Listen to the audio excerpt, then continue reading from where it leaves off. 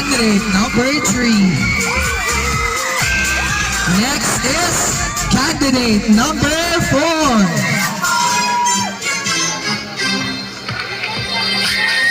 Again, candidate number 3.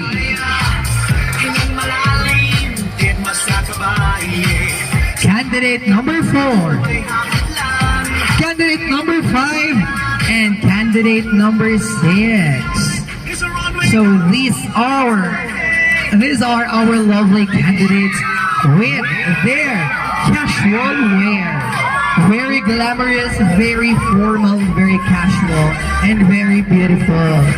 Those are our lovely candidates. Yes, stunning in white, candidate number 3.